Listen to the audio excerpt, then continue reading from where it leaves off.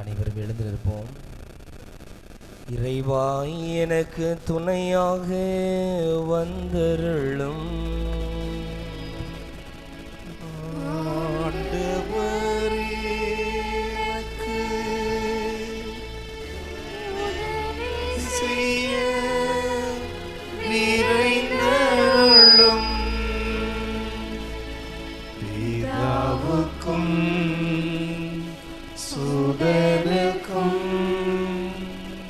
பரிசுத்த ஆவிக்கும் மகிமை உண்டாவதாக. ஆதியில் இருந்தது போல் இப்பொழுதும் எப்பொழுதும் என்றென்றும் இருப்பதாக. ஆமென். அல்லேலூயா.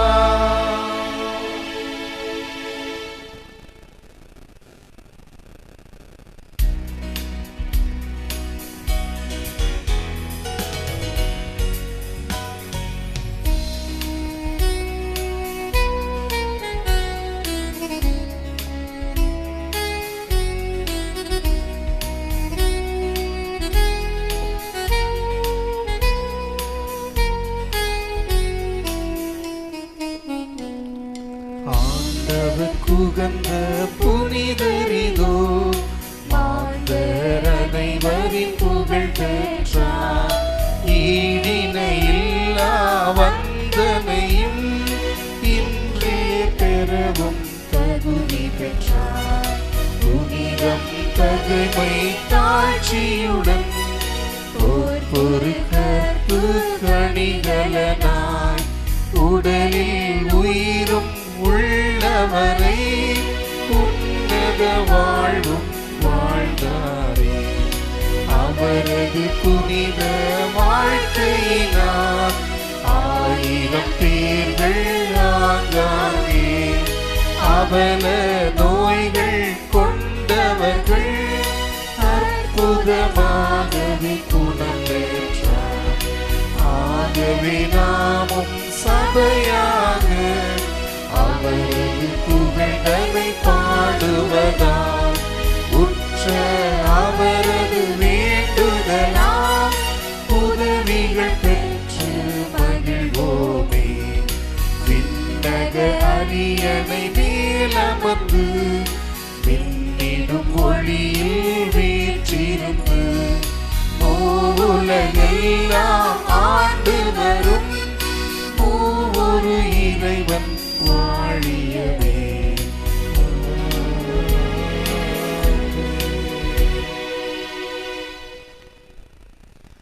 இறைவனுடைய புனிதர்களே அவரை வாழ்த்துங்கள். அவருக்கு அஞ்சுவோரை அவரது புகழ் பாடுங்கள்.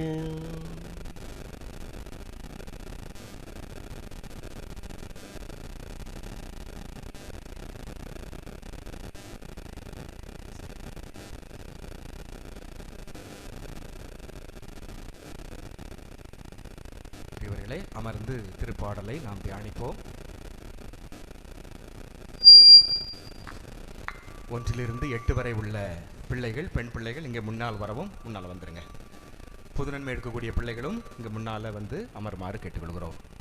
புதுநன்மை எடுக்கக்கூடிய பிள்ளைகள் 1 to 8 வரை உள்ள பிள்ளைகள், இளம் பெண்கள் இந்த பக்கம் நல்லா முன்கூட்டி வந்துடுங்க. இன்றைக்கி நற்கரணை இருக்காது இல்லைண்ணே, சேர்ந்து உட்காந்துடலாமா? சென்டர் வர ஃப்ரீயாக இருக்கும்ல, நிறைய பேர் வெளியே இதாக இருக்கிறாங்க. ஆமாம், சேர்ந்து ஒடிக்கு உட்காந்துருமா? இடம் இல்லாமல் நடுவில். ஆமாம், நைட்டு தேவையில்லை, சேர்ந்து உட்காந்துருங்க. ஏன்னா வெளியே நிறைய பேர் சேர்ந்து வாங்க. எல்லாரும் தயவுசெய்து இங்கே நடுவில் கூட உட்காரலாம். பெண்கள் வாங்க, நடுவில் உட்காரலாம். இன்றைக்கி நற்கருணை கிடையாதுல்ல, ஆண்டவருடைய வார்த்தையை தியானிப்பதற்கு நம்ம முன்ன வந்தால் தான் ஆசீர்வாதம் ரொம்ப அதிகமாக கிடைக்கும். வாங்க, முன்னால் வாங்க. வெளியே இருக்கக்கூடிய பெண்கள், வெளியே யாரும் பெண்கள் இருக்க வேண்டாம், உள்ளே வந்துடுங்க. உள்ளே நிறைய இடம் இருக்குது, ஆலயத்தில் நிறைய இடம் இருக்குது. சேர்ந்துருங்க. ரெண்டும் நடுவில் இடவெளி வேண்டாம், காலையில் பார்த்துக்கிட்டோம். இப்போ ஃப்ரீயாக இருக்குது, ஒன்றும் பிரச்சனை இல்லை. இன்னும் வெக்கப்படுறீங்களே, ஆடாடாடாடா வாங்க. ஏன் அவ்வளோதான், சேர்ந்து உட்காருங்க. அம்மா சின்ன பிள்ளைங்களாம், ஏன்னா வெளியே நிறைய பேர் இருக்கிறாங்க, அது வெளியே இருந்து கேட்குறது பராக்களுக்கு தான் இருக்கும். அப்படி வாங்க, சென்டருக்கு வாங்க, வாங்க வாங்க வாங்க, உள்ளே வாங்க, நல்லா சென்டருக்கு வந்து உள்ளே வாங்க. இன்னும் கொஞ்சம் உள்ளே வரலாம். வெளியே இருக்கக்கூடிய பெண்கள் வாங்க, உள்ளே வாங்க. உள்ளே நிறைய இடம் இருக்குது. வெளியே இருக்கக்கூடிய பெண்கள், வெளியே யார் பெண்கள் இருக்கக்கூடாது, எல்லாம் உள்ளே வந்துருங்க.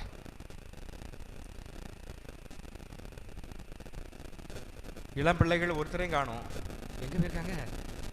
எல்லாம் முன்னால் உட்கார வச்சுருங்க. சின்ன பிள்ளைகள், இளம் பிள்ளைகள்லாம் முன்னால் உட்கார வச்சுருங்க. சரி. திருப்பாடல் 150. திருப்பாடல்களில் இறுதி திருப்பாடலான இது 6 வசனங்களை கொண்டது. அல்லேலூயா என்று தொடங்கி இறுதி வசனம் அல்லேலூயா என்று முடிகிறது.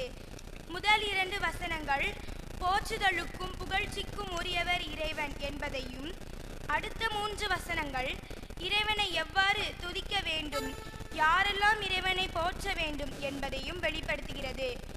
ஆம் அன்புக்குரியவர்களே, இறைவன் நமக்கு செய்த வல்ல செயல்களை நினைத்து அவருடைய திருத்தலத்தில் பாடகர் குழுவோடு இணைந்து இறைவனை போற்றி பாடுவோம். பக்கம் எண் 55. பக்கம் எண் 55.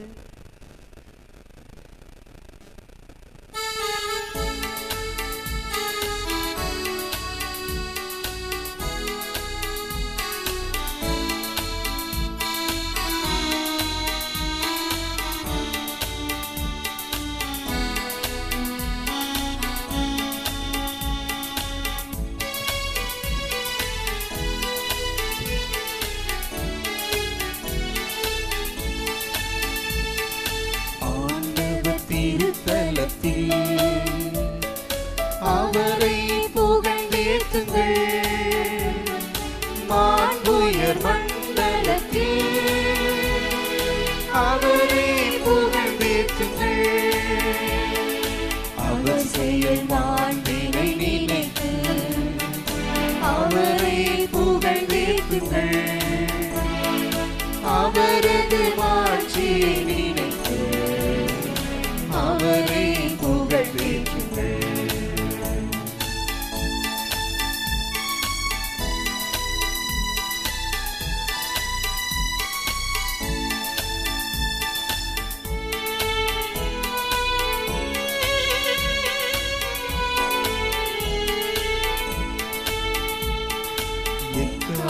துணி முழங்க அவரை புகழ்ந்தேற்றுங்கள், வீணையும் யாழிசைத்து அவரை புகழ்ந்தேற்றுங்கள், உரசொலித்து நடனம் செய்து அவரை புகழ்ந்தேற்றுங்கள், நலம் இசைத்து குழலூரி அவரை புகழ்ந்தேற்றுங்கள்.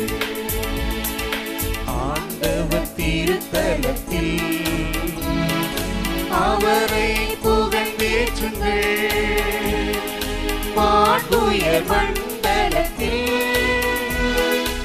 அவரை புகழ்ந்தேற்றுங்கள்.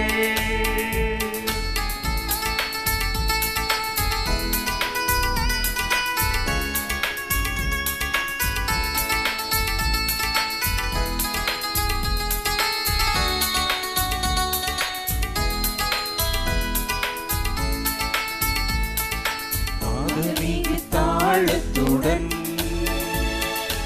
அவரை புகழ்ந்தேற்றுங்கள், கைதாள ஒலி முழங்க அவரை புகழ்ந்தேற்றுங்கள், உயிருள்ளவை எல்லாமே அவரை புகழ்ந்தேற்றுங்கள், ஆண்டவர் தம் திருத்தலத்தில் அவரை புகழ்ந்தேற்றுங்கள், ஆண்டவர் திருத்தலத்தில் அவரை புகழ்ந்தேற்றுங்கள், மாண்புயர் மண்டலத்தில் அவரை புகழ்ந்தேற்றுங்கள். தேற்றுங்கள்.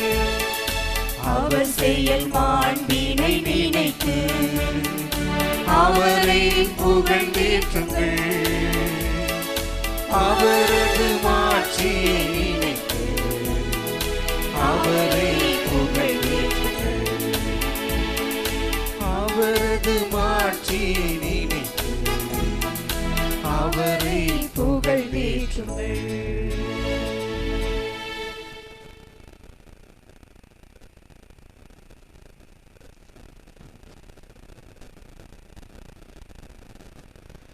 இறைவனுடைய புனிதர்களே அவரை வாழ்த்துங்கள்.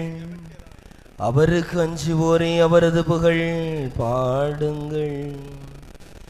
நீதியின் பால் பசிதாகமுள்ளோர் பேறு பெற்றோம், ஏனெனில் அவர்கள் நிறைவு பெறுவர்.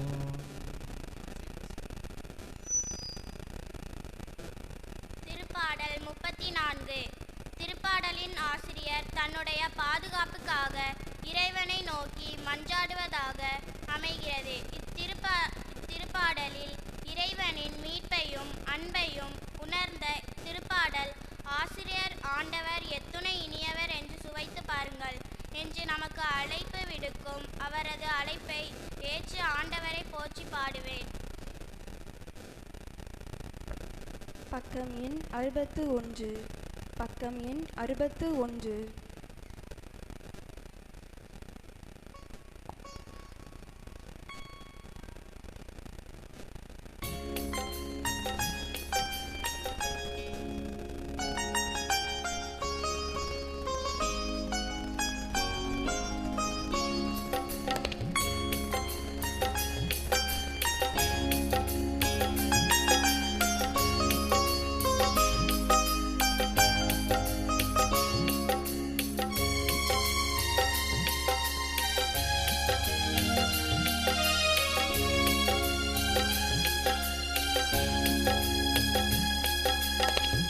ஆண்டவரை நான் போற்றிடுவேன் என்றும் ஆண்டவரை நான் போற்றிடுவேன் என்றும் ஆண்டவரை நான் போற்றிடுவேன் என்றும் ஆண்டவரை நான் போற்றிடுவேன்.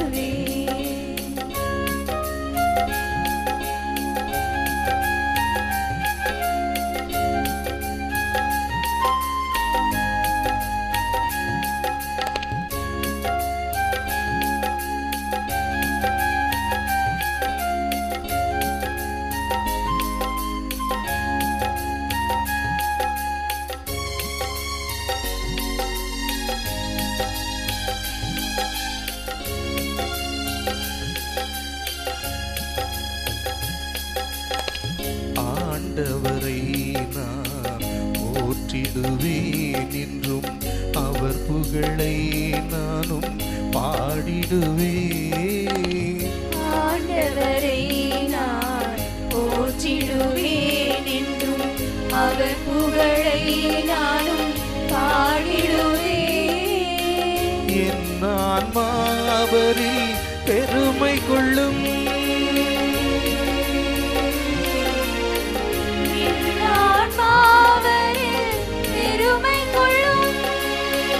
எளியவர் இதை கேட்டு மகிழ்வாராக. எளியவர் இதை கேட்டு மகிழ்வாராக.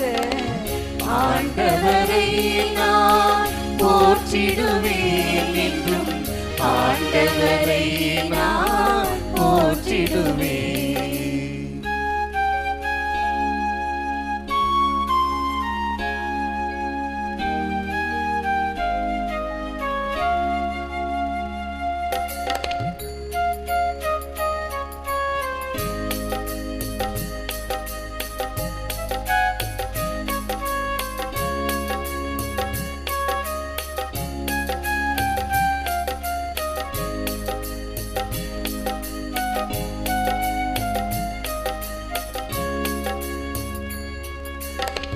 ஆண்டவரை நம்பி வாழ்வோரை சுற்றி ஆண்டவர் தூதர் என்றும் காத்திடுவார்.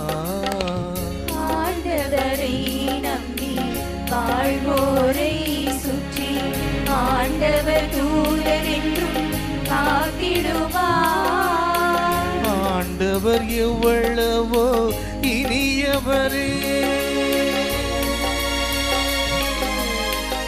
ஆண்டவர் எவ்வளவோ இனியவரே என்று சுவைத்து பாருங்கள், சுவைத்து பாருங்கள். ஆண்டவர் எவ்வளவோ இனியவரே என்று ஆண்டவரை நான் போற்றிடுவேன் என்றும், ஆண்டவரை நான் போற்றிடுவேன் என்றும். ஆண்டவரை நான் போற்றிடுவேன் என்றும், ஆண்டவரை நான் போற்றிடுவேன்.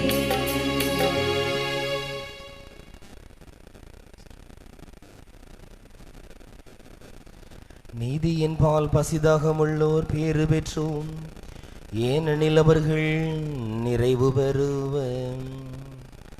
பரிசுத்தரும் ஆசற்றவருமாயிருக்குமாறும் அன்பின் வாழவும் நம்மை தேர்ந்து கொண்ட இறைவன் போற்றப்படுவாராக.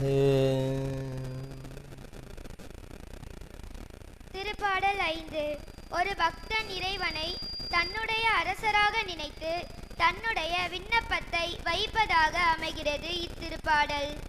யாரெல்லாம் இறைவனை அதிகாலையில் தேடுகிறார்களோ, நம்பிக்கையோடு இறைவனுக்காக காத்திருக்கிறார்களோ, அவர்கள் நிச்சயம் பெற்றுக்கொள்வார்கள் என்ற நம்பிக்கையோடு ஆண்டவரே என் அரசே, என் தேவா, விண்ணப்பம் தருகின்றேன் நிறைவழியும் என்று பாடுவோமாக. பக்கம் எண் 469. பக்கம் எண் 469.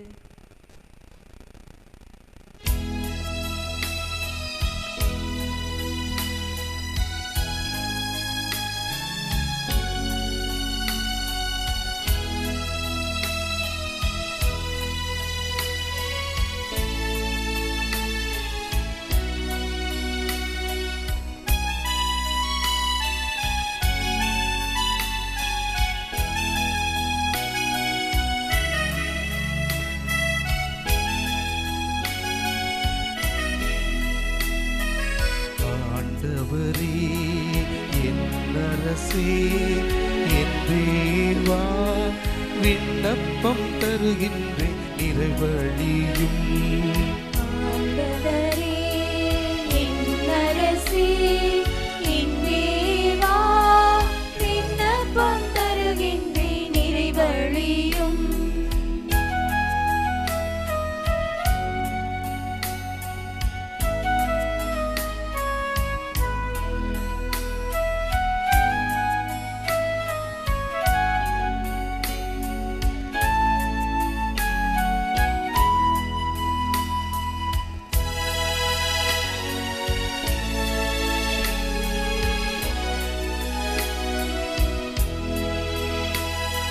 வைகரையில் உமக்காக காத்திருப்பேன், உமக்காக காத்திருப்பேன்.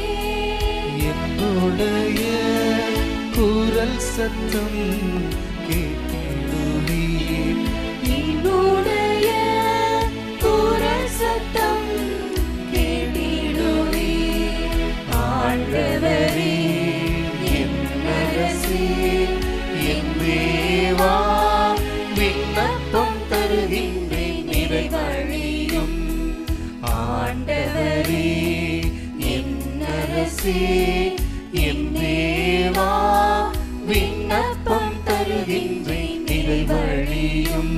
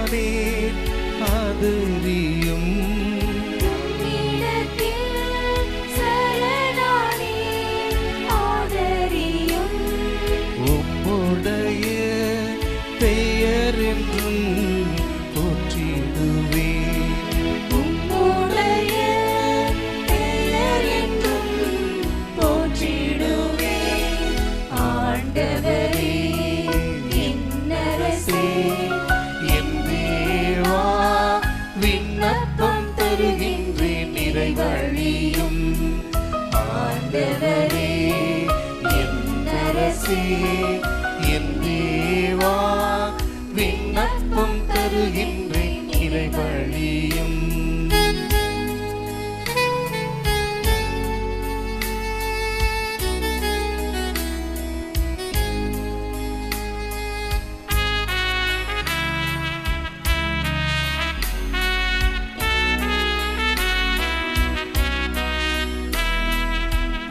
இல்லத்தில் நீதியை நாடும் எம்மை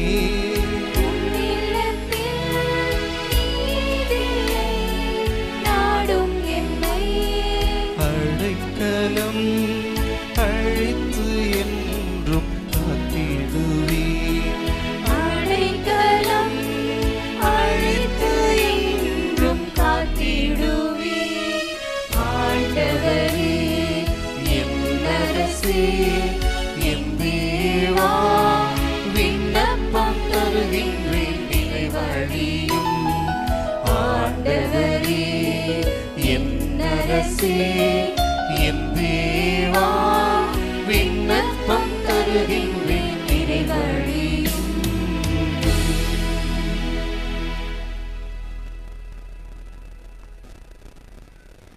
பரிசுத்தரும் மாசற்றருமாயிருக்குமாறும் அன்பில் வாழவும் நம்மை தேர்ந்து கொண்ட இறைவன் போற்றப்படுவாராக. அனைவரும் நற்செய்தி வாசகத்திற்காக எழுந்து நிற்போம்.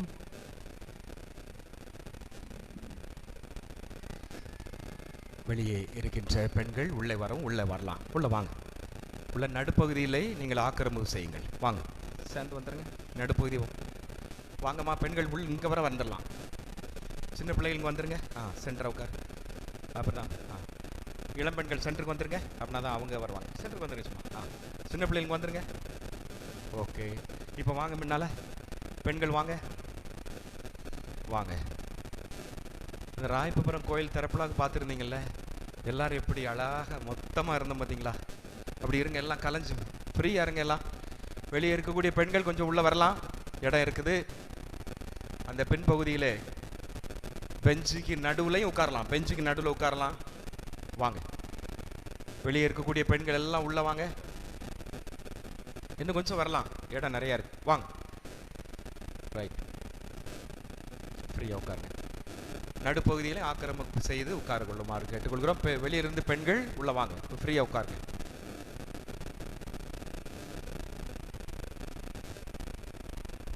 ஆண்டவர் உங்களோடு இருப்பாராக.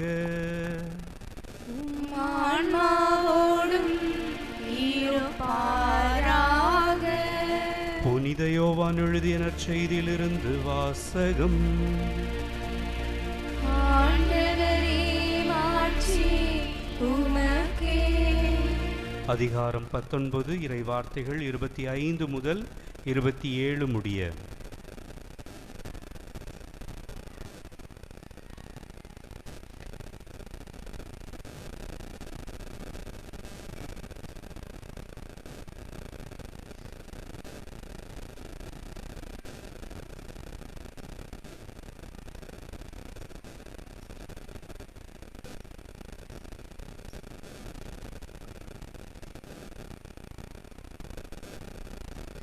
சிலுவை அருகில் இயேசுவின் தாயும் தாயின் சகோதரியும் குலோப்பாவின் மனைவியுமான மரியாவும் மகதலா மரியாவும் நின்று கொண்டிருந்தனர்.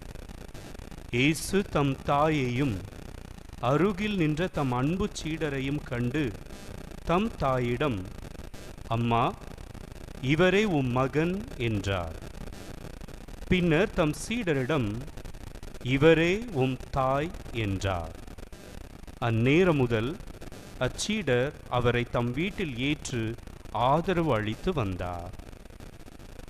ஆண்டவரின் அருள்வாக்கு. இயேசுவே உமக்கு புகழ்.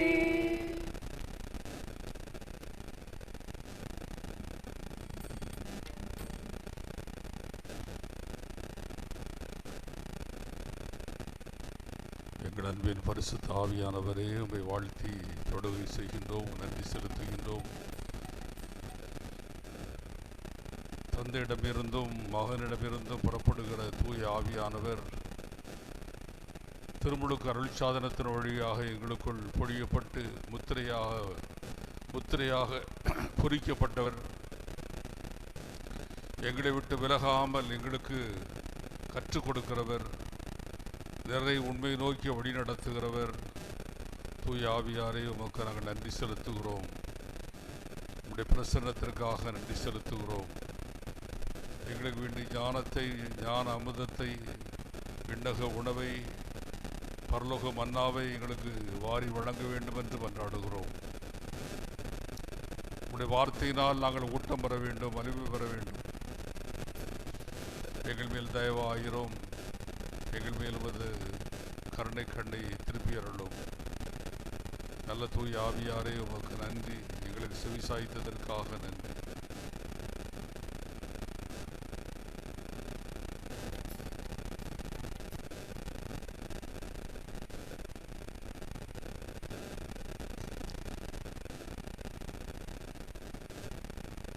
ஆண்டவர் இயேசுவில் அன்பான சகோதர சகோதரிகளே, செபத்தியாபுரம் மக்கள் என்றால் ஜெபத்தில் ரொம்ப ஆர்வமுள்ளவர்கள். உங்களில் அநேகர் எல்லாருடைய கைகளிலுமே பரிசுத்த வேதாகமம் இருக்கிறதை பார்த்து நான் மிகவும் மகிழ்ச்சி அடைகிறேன்.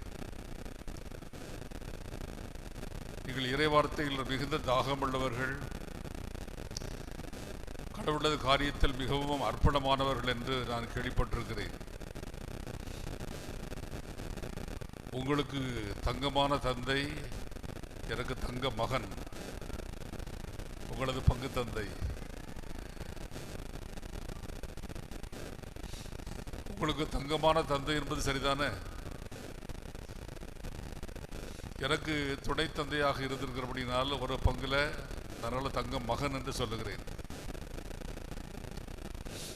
எத்தனையோ பேர் துணை குருவாக இருப்பார்கள், ஆனால் இவர் ஒரு தேர்ந்தெடுத்த முத்து.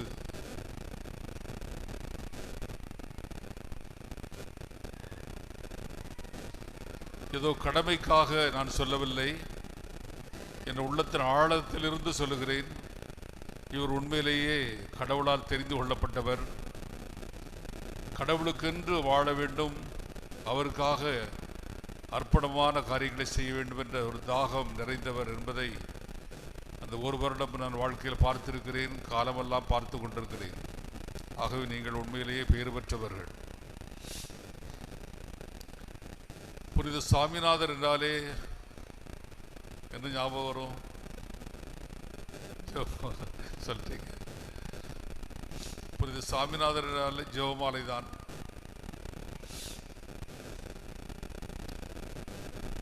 இந்த ஜெபமாலையை பொறுத்தவரை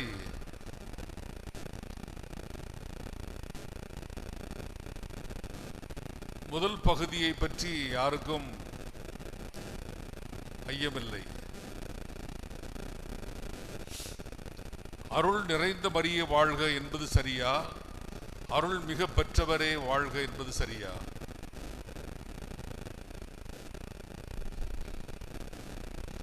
பிரிந்த சபை பைபிள்ல அருள் பெற்றவரே, கிருபை பெற்றவரே வாழ்க என்றுதான் இருக்கிறது.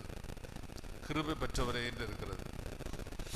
நமக்கு அருள் நிறைந்தவரே வாழ்க என்றுதான் காலமெல்லாம் சொல்லிக் கொண்டிருந்தோம். இப்பொழுது அருள் மிக பெற்றவரே. உங்களுக்கு எது பிடிச்சிருக்கு? அருள் அருள் நிறைந்த மரியே வாழ்க, அதான் பிடிச்சிருக்கு. உண்மையிலேயே பார்த்தா அருள் நிறைந்தவர் என்றால் ஒரு பாத்திரம் நிரம்பி இருக்கிறது என்றுதான் அர்த்தம். ஆனால் அருள் மிக பெற்றவர் என்றால் என் பாத்திரம் நிரம்பி வழிகிறது என்று தாவீது சொல்லுகிறாரே. என் தலைக்கு எண்ணெய் பூசினீர், என் பாத்திரம் நிரம்பி வழிகிறது. அந்த நிரம்பி வழிகிற அனுபவம் தான் அருள் மிக பெற்றவர். இப்ப சொல்லுங்க, எது வேணும்? அருள் பெற்றவரே, அருள் மிக பெற்றவரேவா, அருள் நிறைந்தவரேவா? சத்தம் குறைஞ்சிட்டு. இரண்டுமே அதே அர்த்தம் தான், ரெண்டுக்கும் வித்தியாசம் கிடையாது. ஆனால் நம்முடைய தாய் அருள் மிக பெற்றவர், அருள் மிகுதியாக பெற்றவர், அருள் நிறைந்தவர் என்பதில் மாற்று கருத்தில்லை. இந்த வார்த்தை சொன்னது யாரு? கபிரியல் தூதர். கபிரியல் தூதர் சொன்னாரா, தந்தையாகிய கடவுள் சொன்னதா? அப்புறம் கபிரியல் தூதர்னு சொன்னீங்க?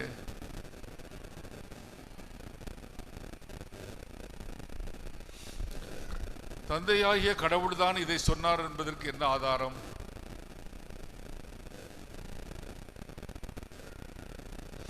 லூக்கா நற்செய்தி முதல் அதிகாரம்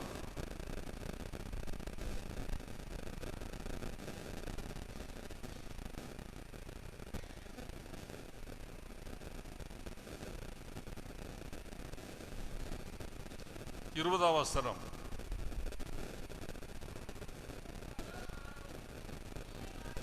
பத்தொன்பதாம் வசனம்.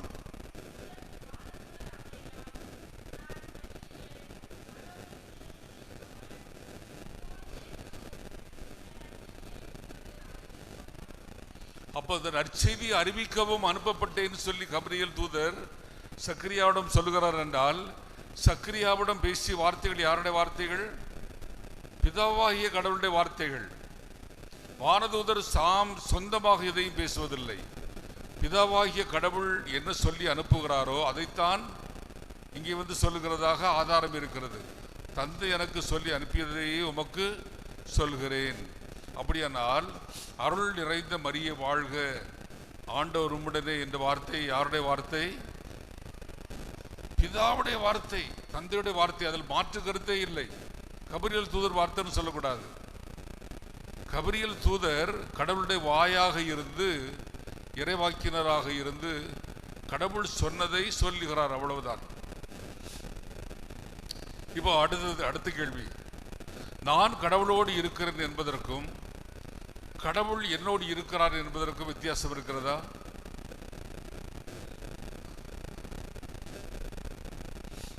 நான் கேட்ட கேள்வி புரியுதா? நான் கடவுளோடு இருக்கிறேன் என்று சொல்வதற்கும் கடவுள் என்னோடு இருக்கிறார் என்பதற்கும் வித்தியாசம் இருக்கிறதா? எது சிறந்தது? மாதாவிடம் கபிரியல் தூதர் என்ன சொன்னார்? ஆண்டவர் உம்மோடு இருக்கிறார். நான் ஆண்டவரோடு இருக்கிறேன்னு சொல்லி நான் பெருமைப்பட்டுக் கொள்ளலாம். ஆண்டவரோடு தான் இருக்கிறேன். இருக்கிறாரா இல்லையான்னு யாருக்கும் தெரியாது, எனக்கு தெரியாது, யாருக்கும் தெரியாது. ஆனால் கடவுளை சொல்லுகிறார், நான் உன்னோடு இருக்கிறேன். அப்போ அருள் எவ்வளவு நிறைவாக பெற்றிருந்தால், அருள் நிறைந்த ஆண்டவர், நான் ஆண்டவர் உம்மோடு இருக்கிறார், கடவுள் உம்மோடு இருக்கிறார் என்ற சத்தியத்தை அங்கே சொல்லியிருப்பார்.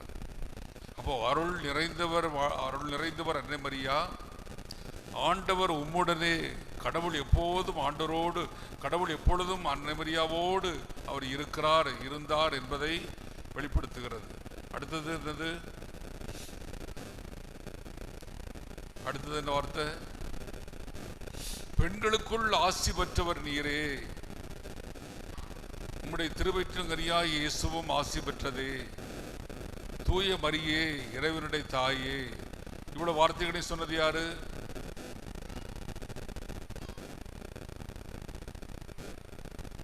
திரும்பவும் அதே தவறு செய்யாதீங்க. தூய ஆவியானவர். எலிசபெத் அம்மாள் சொல்லக்கூடாது. லூக்கா 1:41 சொல்லுகிறது, எலிசபெத் அம்மாள் தூய ஆவியால் முற்றிலும் ஆட்கொள்ளப்பட்டு. எலிசபெத் அம்மாள் தூய ஆவியால். மாதா அற்புதம் செஞ்சிருக்காங்களா? மாதா ஏதாவது புதுமை செஞ்சிருக்காங்களா? இதுதான் பெரிய புதுமை. Just word of greeting, shalom, வாழ்க என்ற ஒரு வார்த்தை தான். உமது வாழ்த்துரை என் காதில் ஒலித்ததும் என் வயிற்றினுள்ள இருந்த குழந்தை நடனமாடியது. என்ன டெஸ்கோவா, பிரேக்கா, என்ன டான்ஸ் தெரியாது. உமது வாழ்த்துரை என் காதில் ஒலித்ததும் என் வயிற்றினுள்ள இருந்த குழந்தை அக்களிப்பால் துள்ளியது. இது சொன்னது யாரு? தூய ஆவியானவர்.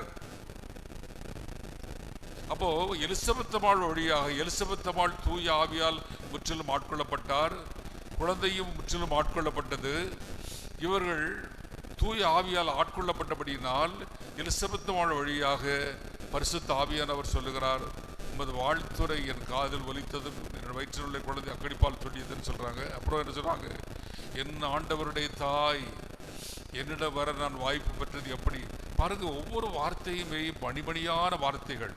ஒவ்வொரு வார்த்தைகளுமே பரலோகத்தில் இருக்கிற இந்த ரத்தின வைடூரியங்கள், பொக்கிஷங்கள், கருவூலங்கள், அந்த ஒவ்வொரு பரலோகத்தில் இருக்கிற ஒவ்வொரு முத்துக்களுமே அழகழகான வார்த்தைகளாக நமக்கு தரப்பட்டிருக்கிறது. பெண்களுக்குள் ஆசி பெற்றவர் நீரே, நம்முடைய திருவயிற்றின் கனியும் ஆசி பெற்றதே. புனித மரியே, இறைவனுடைய தாயே, பாவிகளாக இருக்கிற எங்களுக்காக இப்பொழுதும் எங்கள் இறப்பின் வேளையிலும் வேண்டிக் கொள்ளுமாம். இப்போ அருள் மிக பெற்றவரை, அருள் நிறைந்த மரியே வாழ்க, ஆண்டவர் உடனே சொன்னது யாரு? பிதாவாகிய கடவுள். பெண்களுக்குள் ஆசி பெற்றவர் நீரே, உடைய திருவயிற்றின் கனியாய் இயேசுவும் ஆசி பெற்றவரே. தூய மரியே, இறைவனுடைய தாயே அப்படின்னு சொன்னது யாரு? பரிசுத்த ஆவியானவர். பாவிகளாய் இருக்கிற எங்களுக்காக இப்பொழுதும் எங்கள் மரண நேரத்தில் வேண்டிக் கொள்ளுமாமன்னு சொன்னது யாரு?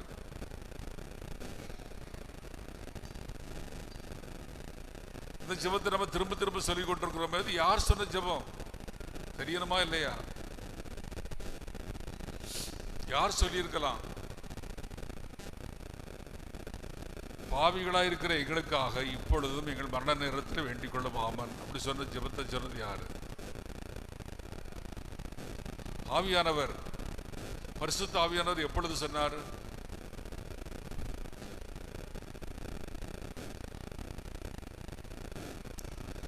நீங்கள் பல சபையார் மக்கள் மத்தியில் வாழ்கிறீர்கள்.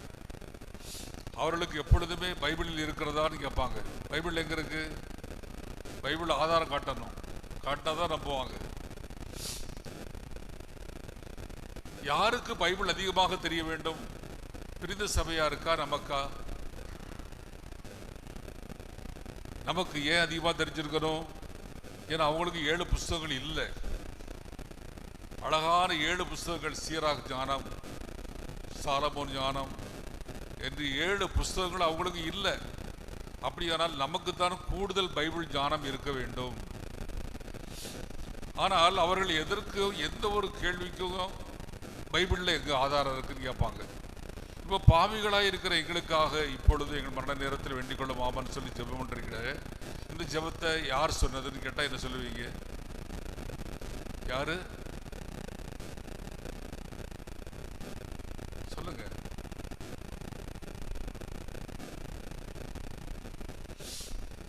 அப்ப இதனால் வர தெரியாம தான் சொல்லிக்கிட்டே இருக்கிறீங்க.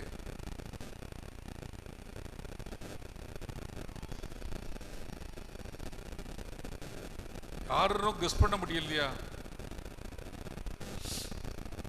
உங்களுக்கு ஓரளவு க்ளூ கொடுத்துட்டேன்.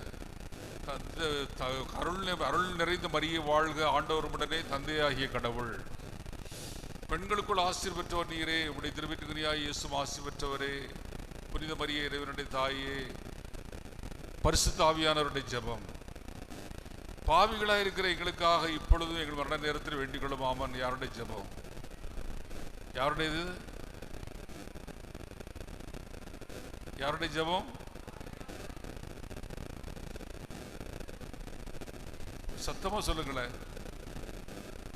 யாருடைய ஜெபம்? யாரு? இயேசு. இயேசு எப்போ ஜெபம் பண்ணாங்க? எப்படி? விசித்திரமா இருக்குது. இயேசு எப்போ அப்படி ஜெபம் பண்ணாங்க? பாவியா இருக்கிற எங்களுக்காக இப்பொழுது எங்கள் மரண நேரத்தில் வேண்டிக் கொள்ளுமாமன்.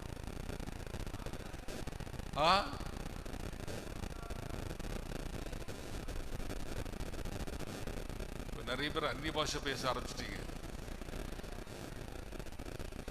ஒரு ஆள் தெளிவா எழுப்பி சொல்லுங்க பார்க்கலாம். நான் புதிய ஒரு பதிலை பெற்றுக்கொண்டு சொல்ல விரும்புகிறேன்.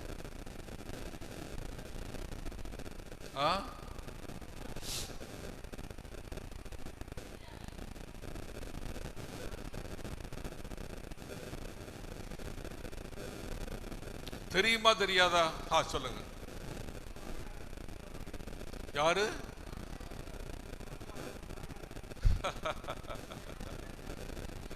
உங்க பாதுகாவலர் விடமாட்டீங்களே. புனித சுவாமிநாதர் காலத்திற்கு முன்பாகவே இந்த ஜெபம் இருக்கிறது.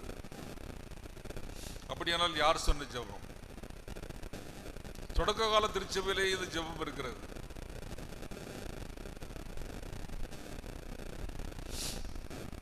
கிறிஸ்து இயேசுவில் அருமையானவர்களை, நாம் இன்றைக்கு ஒரு ஆழமான சத்தியத்தை அறிந்து கொள்ள வேண்டும், புரிந்து கொள்ள போகிறோம்.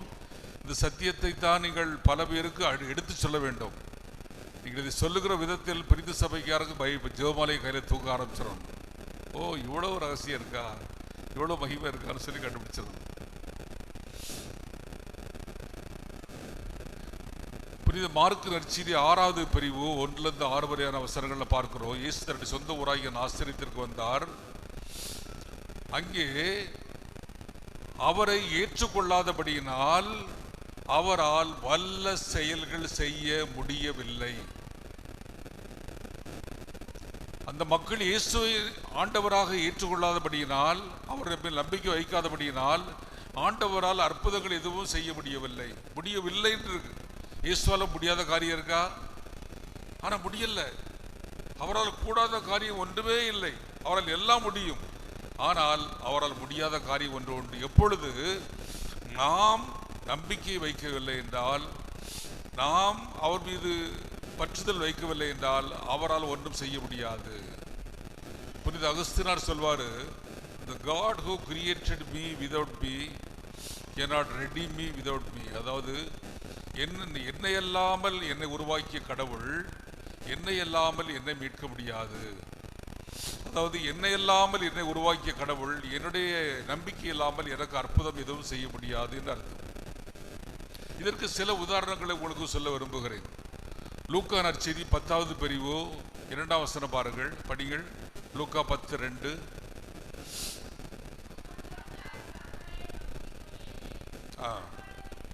அறுவடை மிகுதி, வேலை ஆட்களோ குறைவு, ஆகையால்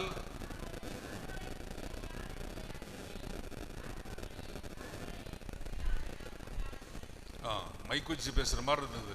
யார் சொன்ன? யார் வாசித்தது? நல்ல சத்தமா சொன்னீங்க. பாருங்க, ஆண்டவர் இயேசு சொல்றார் சீடர்களை பார்த்து, அறுவடை மிகுதி, வேலையாட்களோ குறைவு, ஆகவே அறுவடைக்கு வேண்டி வேலையாட்களை அனுப்பும்படி அறுவடையின் ஆண்டவரை மன்றாடுங்கள் சொல்றார்.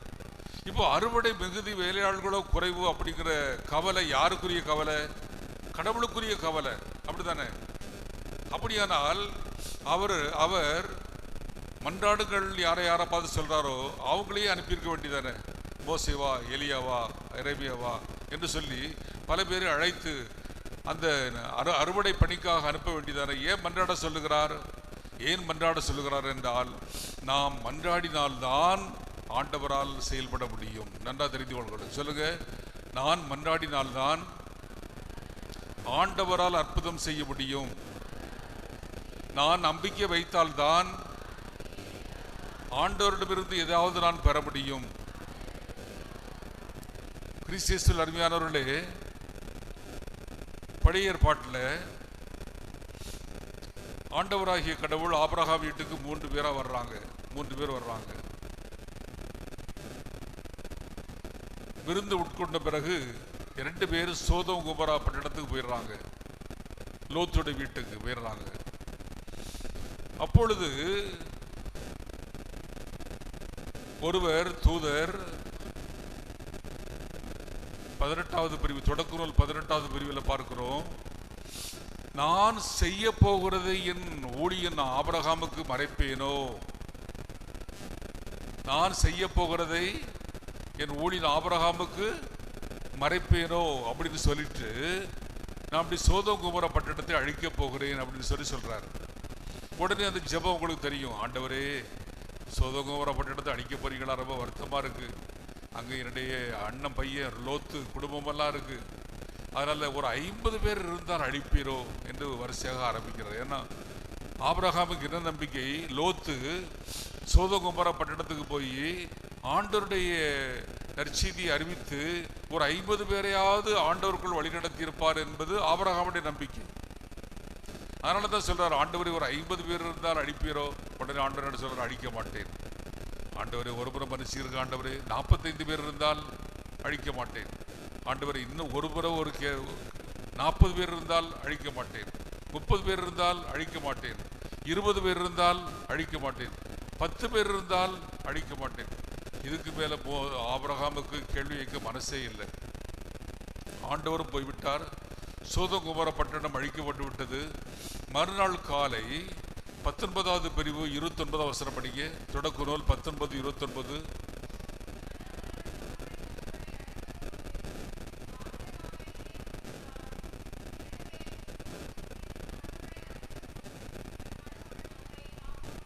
பாருங்கள், ஆபிரகாமுடைய பரிந்து ஜெபத்தினால் லோத்துடைய குடும்பத்தை ஆண்டவர் காப்பாற்றினார் என்று எழுதப்பட்டிருக்கிறது.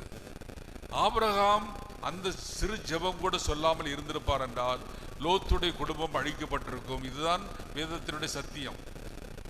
பரிசுத்த வேதாகமத்தில் நிறைய காரியங்களை நாம் எடுத்துக்கொள்ளலாம். நாம் பரிந்துரை ஜெபிக்காவிட்டால் ஆண்டவரால் எதுவும் செய்ய முடியாது. நாம் பரிந்து பேச வேண்டும், பரிந்து ஜெபிக்க வேண்டும். நம்முடைய பரிந்துரை ஜெபத்தை முன்னிட்டு தான் ஆண்டவர் எதையும் செயல்படுத்த முடியும். இன்னொரு வசனம் படிக்கலாம். எசேக்கியேல் 22:30. எசேக்கியேல் 22:30.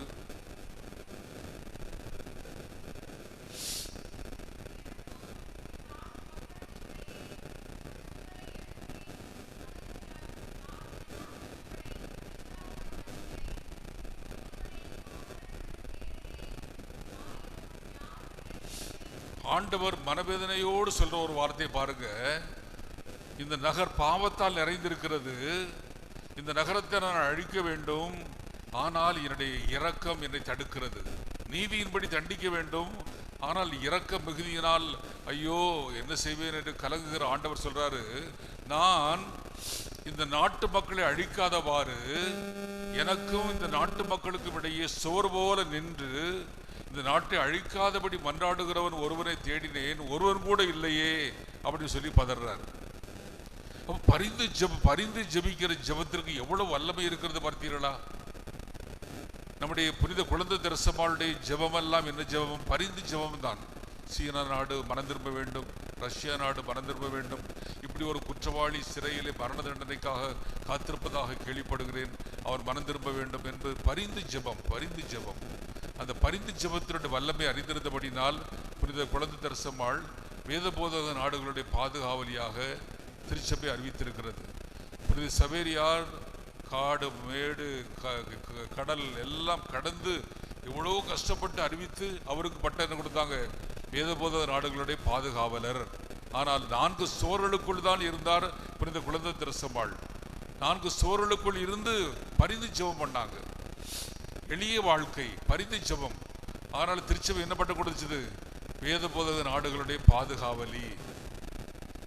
ரெண்டையும் சமப்படுத்துறாருங்க. திருச்சபை சமப்படுத்துறது பார்த்தீங்களா? காடு மேடெல்லாம் அலைந்து தெரிந்து இயேசு அறிவிப்பதும், 4 சுவருக்குள் இருந்து கொண்டு பிறருக்காக பரிந்து ஜெபம் பண்ணுவதும் ரெண்டுமே சமமான மதிப்பு கொண்டவை என்று திருச்சபை கருதுகிறது. ஆனால் பரிந்து ஜெபிக்கிறது மிகவும் முக்கியமான காரியம். இயேசு எதற்காக இந்த பூமிக்கு வந்தார்? இயேசு இந்த பூமிக்கு வந்ததனுடைய காரணம் என்ன? பாவிகளை மீட்பதற்காக.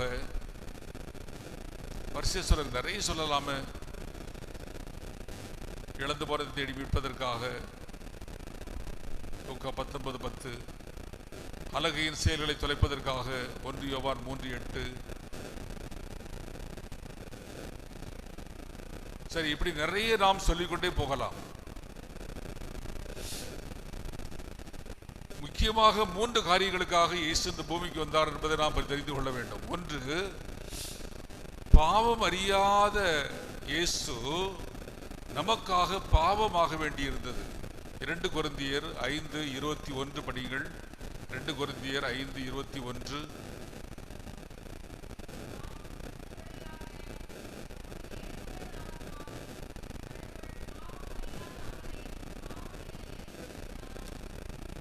கடவுள், பிதாவாகிய கடவுள் தன் மகன் எப்படிப்பட்டவராம்? பாவமே அறியாதவர். பாவம் என்றால் என்னவென்று தெரியாதவர். அப்படிப்பட்ட பாவமே அறியாத அவரை பாவ நிலை ஏற்க செய்தார். நமக்காக இயேசு பாவமானார். பரிசுத்தமான இயேசு நமக்காக பாவமானார். எதற்காக? நாம் நரகத்திற்கு போகக்கூடாது என்பதற்காக. ஒருவர் கூட அழிந்து போவது கடவுளுடைய விருப்பமே அல்ல. மத்தேயு 18:14 சொல்லுகிறது, ஒருவர் கூட அழிந்து போவது கடவுளுடைய விருப்பமே அல்ல. ஆகவே நம்ம மனுக்குலத்தினுடைய எல்லாருடைய பாவங்களையும் இயேசு சிலுவையிலே சுமந்து தீர்க்க வேண்டும். மனுக்குலத்தினுடைய எல்லாருடைய பாவங்களையும் இயேசு சிலுவையிலே சுமந்து தீர்க்க வேண்டும் என்பதற்காக தான் ஆண்டவராகிய கடவுள் இந்த உலகத்தில் மனிதனாக பிறந்தார்.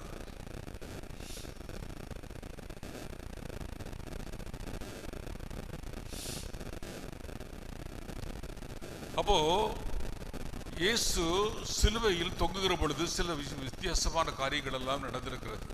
இயேசு சிலுவையில் எத்தனை வார்த்தைகளை பேசினார்? 7 வார்த்தைகள்.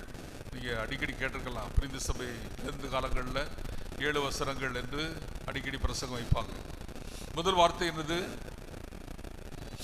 லூக்கா நற்செய்தி 23:34 சொல்லுகிறது, தந்தையே இவர்களை மன்னியும், ஏனென்றால் இவர்கள் தாங்கள் செய்வது என்னதென்று அறியாமல் செய்கிறார்கள். கடைசி வசனம் என்னது? லூக்கா 23:46, தந்தையே என் ஆவியை உமது கையில் ஒப்படைக்கிறேன். சரி, 2வது வார்த்தை உங்களுக்கு தெரியும், நீ இன்று என்னோடு இருப்பாயின்னு கல்வனை பார்த்து சொன்னார். 3வது வார்த்தை, இவரே உம் மகன், இவரே உம் தாய் என்று தாயையும் மகனையும் ஒப்படைத்தார். 5வது வசனம் என்னது?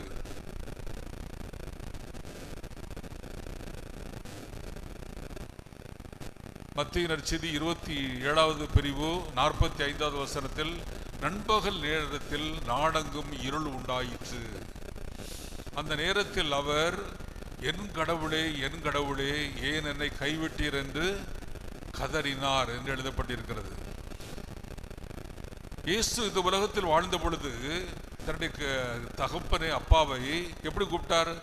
கடவுளேன்னு கூப்பிட்டாரா, அப்பான்னு கூப்பிட்டாரா? அப்பான்னு தான் கூப்பிட்டார், கடவுளேன்னு கூப்பிடல. நமக்கு எப்படி ஜெபிக்க கற்றுக் கொடுத்தார்? அப்பா என்று தானே ஜெபிக்க கற்றுக் கொடுத்தார். மத்தேயு 6:9 சொல்லுகிறது, விண்ணகத்தில் இருக்கிற எங்கள் தந்தையே உமது பெயர் தூயதென போற்றப்பெறுக. ஆண்டவராய் இயேசு கிறிஸ்து இந்த பூமிக்கு வந்ததுக்கு நான் 2 காரணங்களை நான் சொல்வேன். ஒன்று, கடவுளை அப்பா என்று அறியாமல் இருந்தோம், அவரை அப்பா என்று கற்றுக் கொடுப்பதற்காகவும் தன்னுடைய தாயை அம்மா என்று கற்றுக் கொடுப்பதற்காகவும் தான் இந்த பூமிக்கு வந்தார் என்று நான் சொல்ல முடியும். அந்த அம்மா என்று கற்றுக் கொடுப்பதற்காகத்தான் வந்தார் என்பதை அது ஒரு பெரிய சப்ஜெக்டாக எடுத்து நாம் பேச முடியும். இப்போ பாருங்க, கடவுளை அப்பா என்று அழைத்தவர், அப்பா என்று அழைக்க கற்றுக் கொடுத்தவர், இந்த நண்பகல் நேரத்தில் மட்டும் என் கடவுளே என்று ஏன் கதறினார்? இதுதான் ஒரு பெரிய சத்தியம் மறைந்திருக்கிறது. கெத்செமனியில் இயேசு கதறினார், தந்தையே இந்த துன்பக் காலத்தை என்னிடமிருந்து எடுத்துவிடும், ஆனாலும் என் விருப்பம் அல்ல உம்முடைய விருப்பத்தின்படியே ஆகட்டும் என்று சொன்னார். அப்படித்தானே? இயேசு உண்மையிலேயே அடிக்கடி கலங்குகிறாரே, இந்த துன்ப காலத்தை என்னிடமிருந்து எடுத்துவிடும், இந்த துன்ப காலத்தை கண்டு கலங்குகிறேன் அப்படிலாம் சொல்றாரு. இதற்கு காரணம் சிலுவையில் ஆணி வச்சு அறைவாங்களே, முள்படி வச்சு அடிப்பாங்களே, உடலெல்லாம் கிழிப்பாங்களே என்ற துயரத்தின் வேதனையா, அல்லது கடவுளை விட்டு பிரிந்திருக்க வேண்டிய துயரத்தின் காரணமா?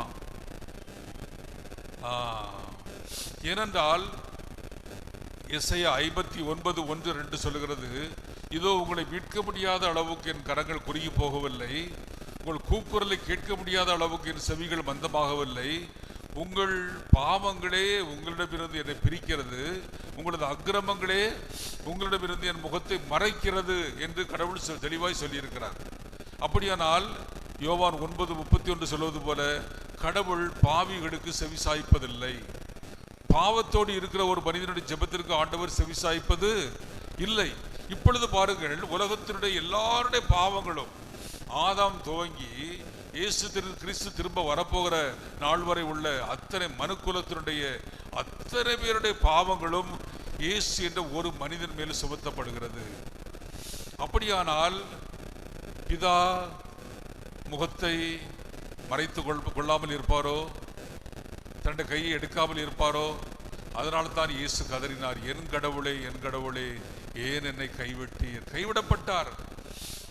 இயேசுடைய உள்ளத்தில் இருந்த பெரிய துயரம் என்னன்னா, சிலுவையிலே அறைவாங்களே, முள்முடி வச்சு அடிப்பாங்களே என்ற வலியை விட, உடல் வலியை விட, நான் அவரை விட்டு பிரிந்திருக்க வேண்டுமே, எங்கள் அப்பா விட்டு பிரிஞ்சிருக்க வேண்டுமே, அவரை அப்பான்னு கூப்பிட முடியாது என்பதுதான் அவருடைய பெரிய வேதனை. இப்பொழுது இயேசு பாவியை போல தொங்கிக் கொண்டிருக்கிறார். இயேசு எத்தனை மணி நேரம் சிலுவையில் தொங்கினார்? இயேசு சிலுவையில் எத்தனை மணி நேரம் தொங்கினார்? சரியான பதில் சொன்னீங்க.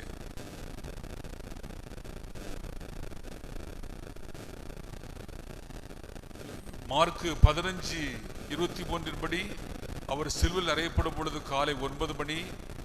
மார்க்கு 15:35 படி அவர் மரிக்கும் பொழுது மதியம் 3 மணி. அப்படி என்ன எத்தனை மணி நேரங்கள்? 6. சில பேர் 3 மணி நேரம் நினைச்சிட்டு இருக்கிறாங்க. 6 மணி நேரம் சிலுவையிலே தொங்கிக் கொண்டிருந்தார். இந்த முதல் 3 மணி நேரம் பிரச்சனை இல்லை. நண்பகல் வேளை, மத்திய 27:45 சொல்கிறது, நண்பகல் வேளை, நாடெங்கும் இருள் உண்டாயிற்று, கதிரவன் ஒளி கொடுக்க மறந்தது, எல்லாம் இருள் உண்டாயிற்று. அந்த இருள் என்ற வார்த்தை எதை குறிக்கிறது என்றால் பாவத்தை குறிக்கிறது. இருள் என்பது எதை குறிக்கிறது? பாவத்தை குறிக்கிறது. மனுக்குலத்தினுடைய எல்லாருடைய பாவங்களையும் இயேசு ஒரு பரிசுத்தமான இயேசு கிறிஸ்து சுமந்தபடியினால் பிதா கைவிட்டார். பிதா தன் முகத்தை மறைத்து கொண்டார். ஆகவேதான் அப்பா என்று கூப்பிட முடியாமல் என் கடவுளே, என் கடவுளே, ஏன் என்னை கைவிட்டீர் என்று இயேசு கதறினார். ஏன் கதற வேண்டியதாயிற்று தெரியுமா? கடவுள் முதலில் யாரை படைத்தார்? ஆதாமை படைத்தார். ஆதாமையும் ஏவாளையும் உருவாக்கினார். பாவம் செய்த பிறகு ஆதாம் எங்கே இருக்கிறாய் என்று இயேசு கடவுள் கூப்பிட்டாரா இல்லையா? ஆதாம் எங்கே இருக்கிறாய் கூப்பிட்டாரா? கூப்பிட்டாரா?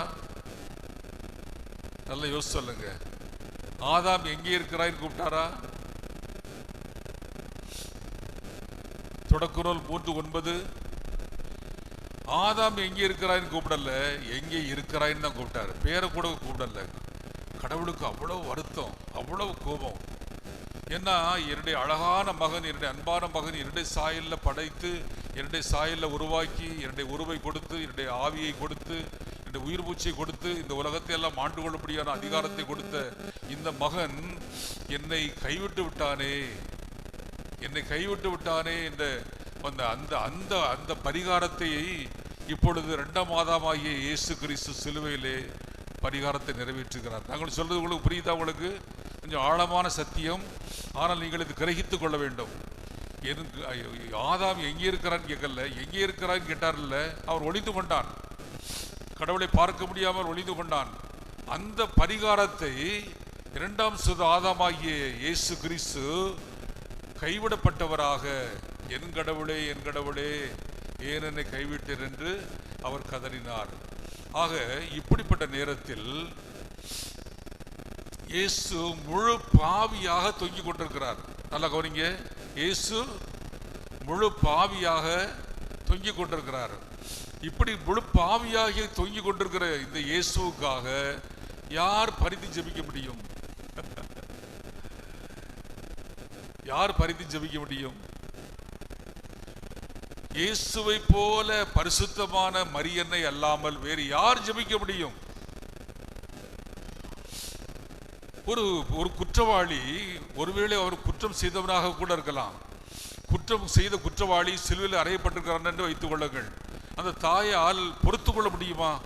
மண்ணில் உருண்டு பிறண்டு மண்ணை அள்ளி வீசி சாபம் போட்டு ஏசி பேசி இப்படி செய்ய மாட்டாங்களா இல்லையா? அதான் வழக்கமாக நடக்கும். ஆனால் கடவுளுடைய வார்த்தை சொல்லுகிறது, சிலுவை அடியில்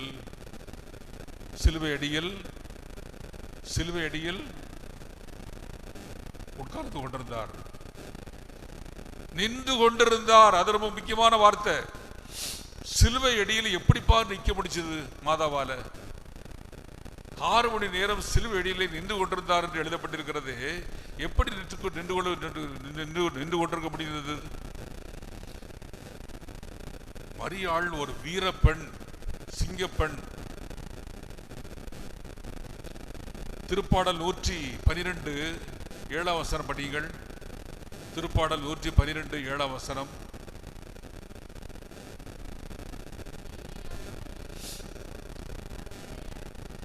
தீமையான செய்தி எதுவும் அவர்களை அச்சுறுத்தாது. ஆண்டவரில் நம்பிக்கை கொள்வதால் அவர்கள் இதயம் எதையும் தாங்கும் இதயமாக இருக்கும். பாருங்கள், சிமியோன் குழந்தை இயேசுவை கையிலேந்து என்ன சொன்னாரு? உன் இதயத்தை ஒரு வாழ் ஊடுருன்னு சொன்னாரா இல்லையா? ஒரு இதயத்தை வாழ் ஊடுருன்னு சொன்னாரா இல்லையா? எதெல்லாம் மாதாவுக்கு புரியவில்லையோ அதையெல்லாம் லூக்கா 2:19 2:51 சொல்லுகிறதுபடி உள்ளத்தில் இருத்தி தியானித்து கொண்டே இருந்தார்.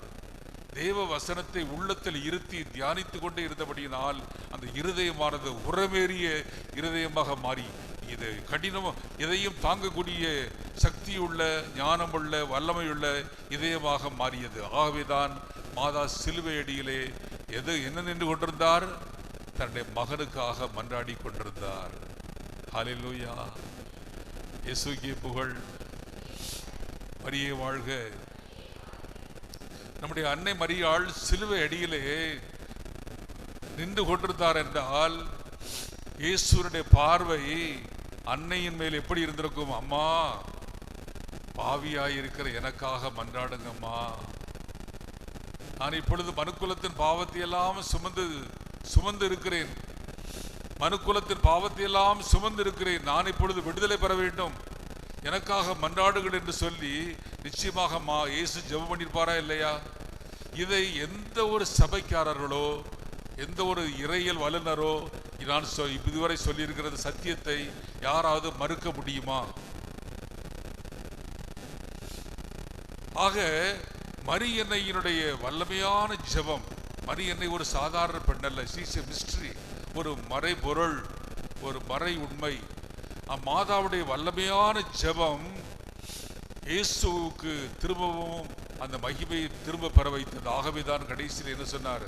எல்லாம் நிறைவேறிற்று. 3 மணி நேரமும் நரக வலித்துயரை அனுபவித்தார். 3 மணி நேரமும் பிதாவை கைவிட்டவராக. நரகம்னா என்னது? ஏதோ நெருப்பு எரிஞ்சுக்கிட்டு இருக்கு, அழுதுகிட்டு இருக்கிறாங்க, புலம்பிக்கிட்டு இருக்கிறாங்க அப்படின்னு சொல்லி தான் நம்ம பாடங்களில் படிச்சிருக்கிறோம். நரகம் என்பது கடவுளை விட்டு முற்றிலும் பிரிந்திருக்கிற துயரம். கடவுளை விட்டு நம்மால் பிரிந்திருக்க முடியாது. ஏன்? கடவுள் தன்னுடைய ஆத்மாவை நமக்குள் வைத்திருக்கிறார். நாம் உயிருள்ள ஆன்மாவாக இருக்கிறோம். தொடக்க நூல் 2:7 சொல்கிறது, அவனுக்குள் தன் ஆவியை ஊதினார், அப்பொழுது அவன் ஜீவ ஆத்மாவானான், உயிருள்ள ஆன்மாவானான்.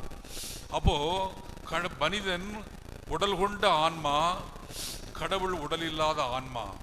இந்த 2 பேருக்கிடையே இருக்கிற ஐக்கியத்தை யாரும் பிரிக்கவே முடியாது. இந்த ஐக்கியத்தினால்தான் நாம் பிழைத்திருக்கிறோம்.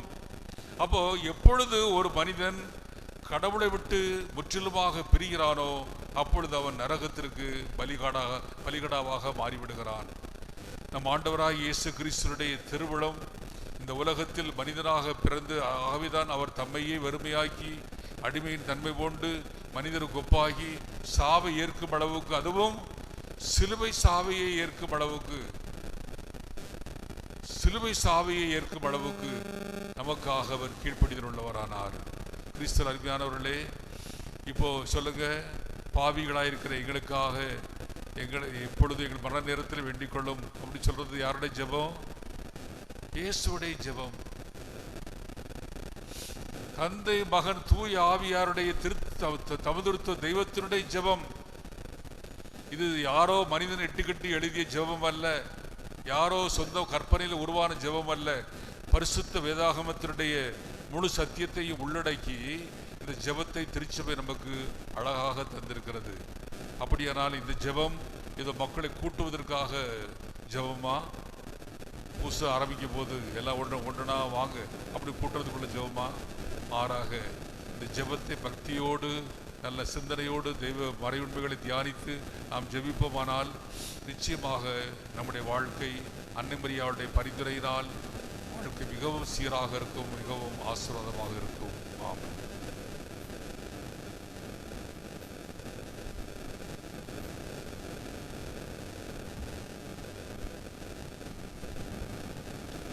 அனைவரும் மரியாளின் பாடலுக்காக எழுந்திருப்போம். தன் வீட்டை கற்பாறையின் மேல் கட்டிய அறிவாளிக்கு அவர் ஒப்பானார்.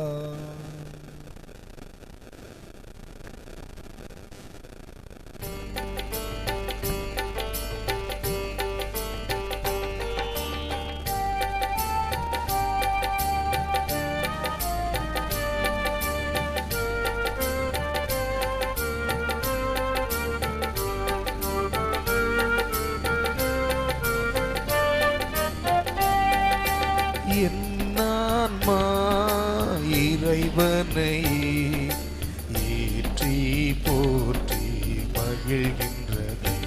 என் மீட்பராம் கடவுளை நினைக்கின்றது.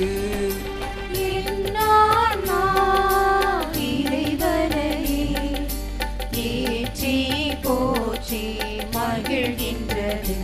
என் மீட்பராம் கடவுளை நினைக்கின்றது.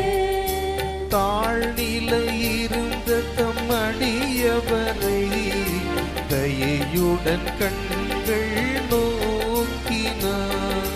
தாழ்நிலை இருந்த தம் அடியவரை தயையுடன் கண்கள் நோக்கினார். இந்நாள் முதலாம் தலைமுறைகள் இந்நாள் முதலாம் தலைமுறைகள் என்னை பேருரையாள் என்றிடுவேன்.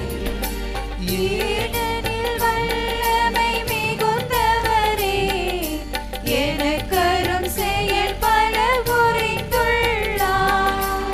ஏனெனில் வல்லமை மிகுந்தவரே எனக்கரும் செயல் பல புரிந்துள்ளார்.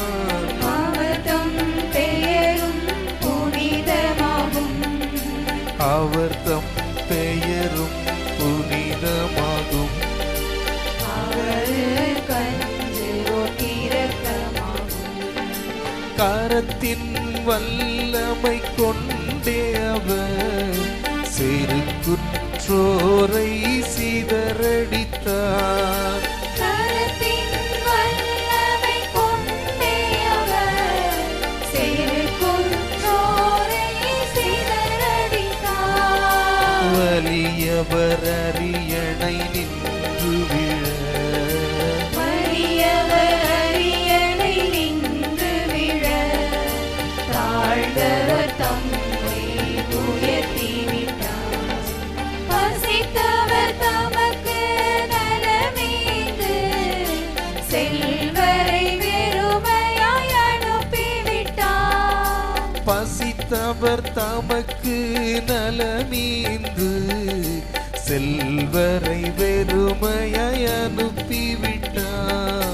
முன்னோர் தமக்கு உரைத்தது போல் முன்னோர் தமக்கு உரைத்தது போல் ஆவிரகாமும் சந்ததியும் இரக்கம் பெறவே என்றென்றும் இஸ்ராயேல் மக்களை ஆதரித்தார்.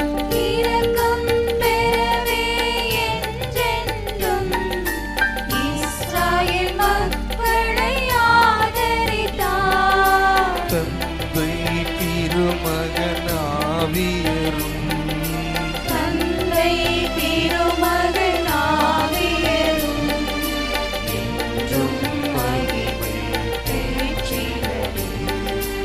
என்னான்மா இறைவனை ஏற்றி போற்றி மகிழ்கின்றது. என் மீட்பராம் கடவுளை நினைக்கின்றது. யோவான் நற்செய்தியில் வாசிப்பது போல தந்தையே எல்லோரும் ஒன்றாய் இருப்பார்களாக என்கின்ற இறை வார்த்தையிலே மூவொரு கடவுள் தந்தை மகன் தூய ஆவியார் என்று ஒன்றாய் இருப்பது போல நாமும் அவருடைய வழித்தொண்டர்களாய் ஒன்றாய் இருக்குமாறும் நம்முடைய தேவைகளை ஏற்று இறைவன் நமக்கு அதை பெற்றுக் கொடுக்க நம்முடைய பாதுகாவலர் வழியாக இறைவன் நிறை ஆசிரை கொடுக்க நம்முடைய தேவைகளை நாம் இப்பொழுது எடுத்துரைப்போம்.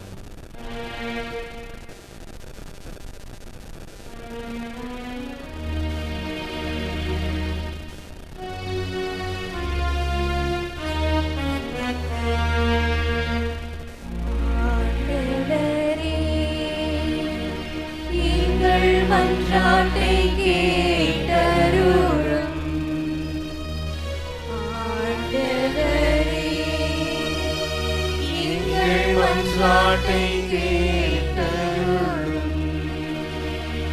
விண்ணுக்கும் மண்ணுக்கும் தலைவனே இறைவா, இவ்வுலகிலும் பணியை தொடர்ந்தாற்றும் திருச்சபையின் தலைவர்களாம் திருத்தந்தை ஆயர்கள் குருக்கள் அனைவரும் நம்மை உமக்கு கையளித்து சான்று பகர்ந்து வாழ வரம் பெற வேண்டும் என்று உம்மை மன்றாடுகிறோம்.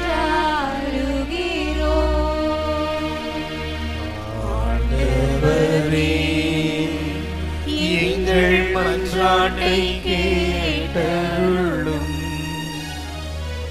அமைதியின் அரசே இறைவா, எமது தாயர் நாட்டிலும் அகில உலகிலும் அமைதியும் ஒற்றுமையும் செழிப்பும் நிலவச் செய்ய வேண்டும் என்று உம்மை மன்றாடுகிறோம். ஆண்டவரே, எங்கள் மன்றாட்டை கேட்டருளும். கருணை கடலே இறைவா, எம் ஊரையும் ஊர் மக்களையும் நாங்கள் செய்யும் தொழில் முயற்சிகளையும் ஆசீர்வதித்து அருள் வாழ்விலும் பொருள் வாழ்விலும் சிறந்து விளங்க வேண்டும் என்று உம்மை மன்றாடுகிறோம். ஆண்டவரே, எங்கள் மன்றாட்டை கேட்டருளும். ஞானத்தின் ஊற்றாம் இறைவா, இளைஞர்கள் இளம் பெண்கள் சிறுவர் சிறுமிகள் அனைவரும் ஞானத்திலும் அறிவிலும் கல்வியிலும் பக்தியிலும் சிறந்து விளங்க வேண்டும் என்று உம்மை மன்றாடுகிறோம். ஆண்டவரே, எங்கள் மன்றாட்டை கேட்டருளும். ஆசீர்வதித்து அரவணைக்கும் அன்பு தெய்வமே இறைவா, வேலை தேடி அலையும் இளைஞர் இளம் பெண்களுக்கு நல்ல வேலை வாய்ப்பையும் திருமண வரம் தேடுவோருக்கு ஏற்ற துணையையும் குழந்தை செல்வம் தேடும் தம்பதியினருக்கு குழந்தை செல்வத்தையும் அளித்தருள வேண்டும் என்று உம்மை மன்றாடுகிறோம். ஆண்டவரே, எங்கள் மன்றாட்டை கேட்டருளும். ஆண்டவரே, எங்கள் மன்றாட்டை கேட்டருளும். நம்முடைய தனிப்பட்ட தேவைகளுக்காக சற்று மௌனமாக மன்றாடுவோம்.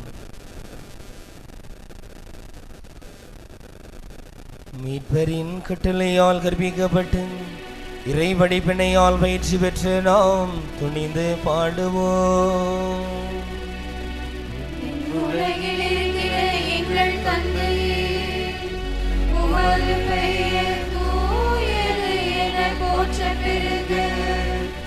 உமது ஆட்சி வருக.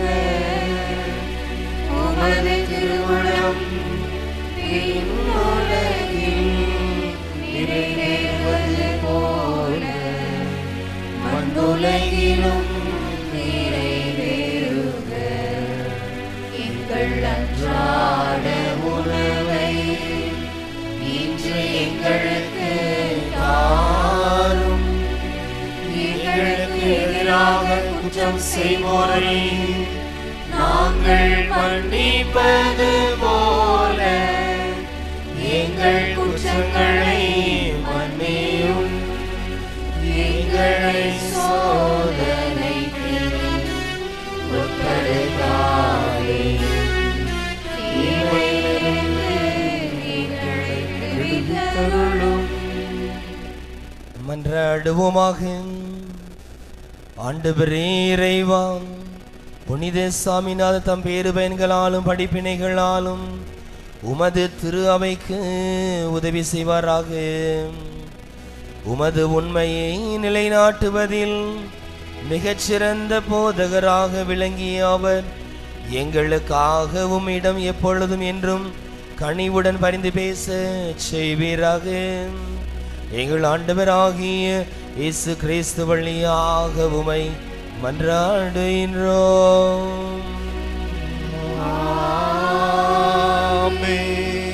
ஆண்டவர் நம் அனைவரையும் ஆசீர்வதித்து நம்மை எல்லா தீங்குகளினின்றும் பாதுகாத்து முடிவில்லாத வாழ்வுக்கு நம்மை அழைத்து செல்வாராக.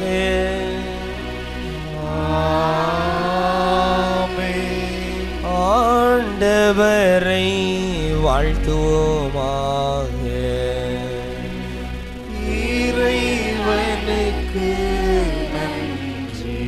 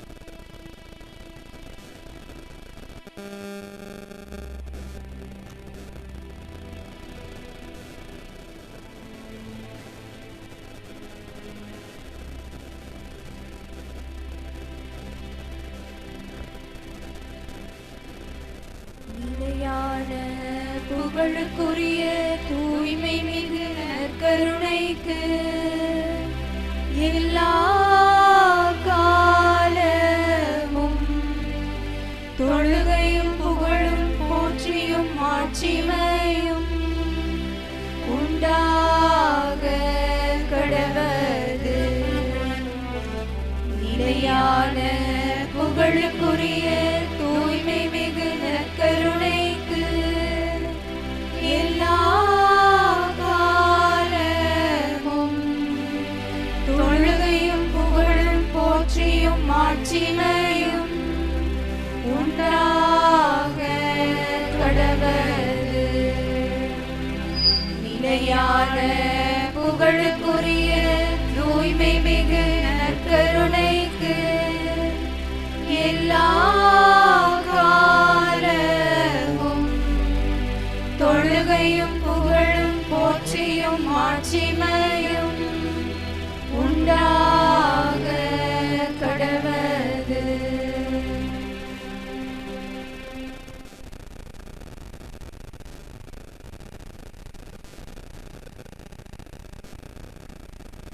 பக்கம் எண் 238.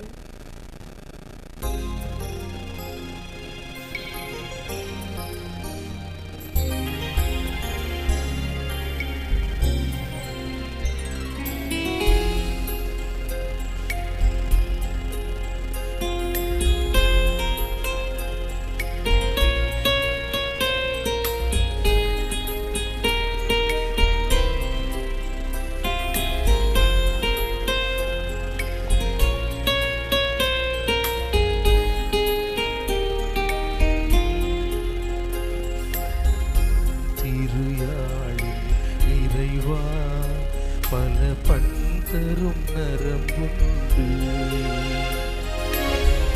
திருயாழியின் நிறைவா பல பண் தரும் நரம்புண்டு. என்னையும் ஓர் சிறு நரம்பெனவே அதில் இணைத்திட வேண்டும் இசையரசே. உன் திருயாழியின் நிறைவா பல பண் தரும் நரம்புண்டு.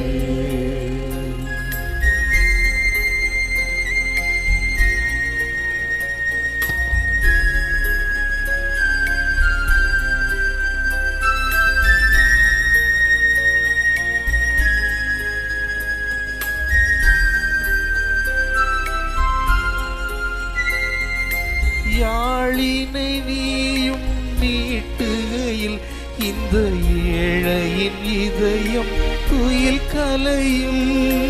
யாழினை நீயும் நீட்டுகையில் இந்த ஏழையின் இதயம் துயில் கலையும். யாழிசை கேட்டு தன்னை மறந்து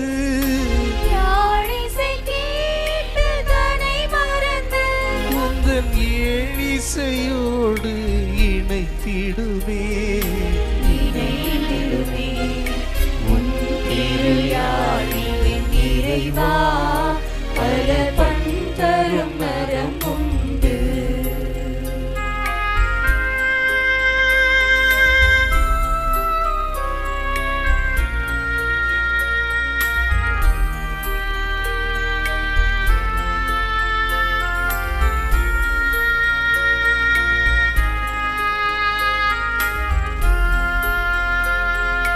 விண்ணகச் சோலையில் மலரெனவே திகழ் என் கொடுக்கிறேன் சுவாமி. நிலையான புகழுக்குரிய தூய்மை மிகு நற்கருணைக்கு எல்லா காலமும் ஆராதனையும் புகழும் போற்றியும் மாட்சிமையும் உண்டாக கடவது.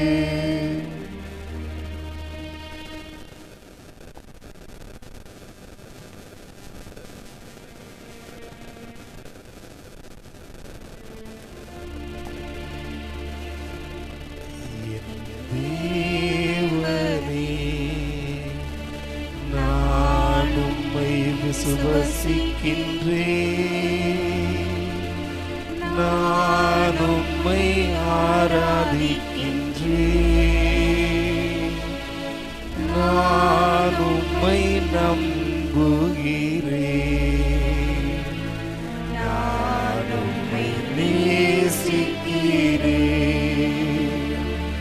உம்மை விசுவசிக்காதவர்க்காகவும் உம்மை ஆராதிக்காதவர்க்காகவும் உம்மை நம்பாதவர்க்காகவும் உம்மை நேசிக்காதவர்க்காகவும்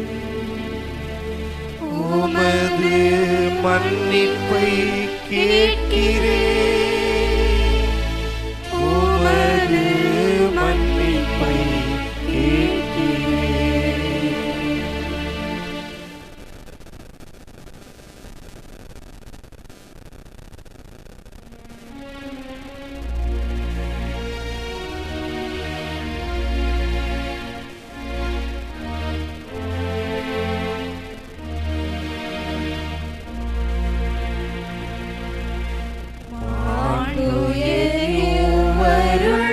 அனுமானத்தை தாழ்ந்து பணிந்து ஆராதிப்போம்.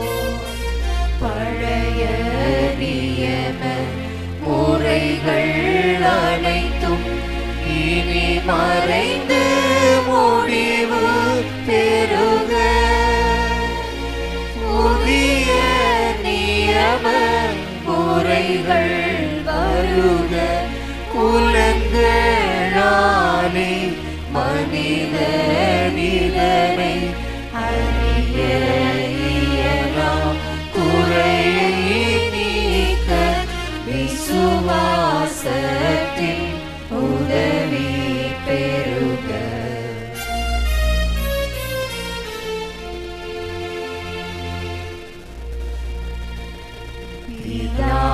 பிதாவர்க்கும் சுதனிவர்க்கும் புகழ்ச்சியோடு வெற்றியார்க்கும் மீட்பின் பெருமை மகிமையோடு வலிமை வாழ்த்து யாவுமாக.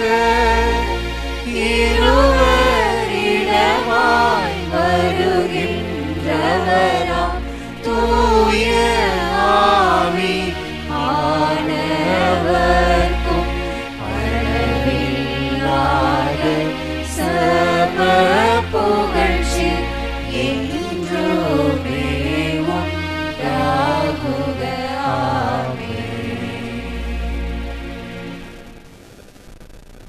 மன்றாடுவோமாக. இறைவா, இந்த வியப்புக்குரிய அருளடையாளத்திலே உம்முடைய திருப்பாடுகள் நினைவுகளுக்கு விட்டு சென்றேன். உம் திருவுடல் திருரத்தம் வெற்றி மறைபொருளை வணங்கும் நாங்கள் உமது மீட்பின் பலனை இடைவிடாமல் தேய்த்து உணர்ந்து மகிழ அருள்வீராக. தந்தை ஆகிய இறைவனோடு தூய ஆவியாரின் ஒன்றிப்பில் இறைவனாய் என்றென்றும் வாழ்ந்து ஆட்சி செய்கின்ற அவர் வழியாக உமை மன்றாடுகின்றோம்.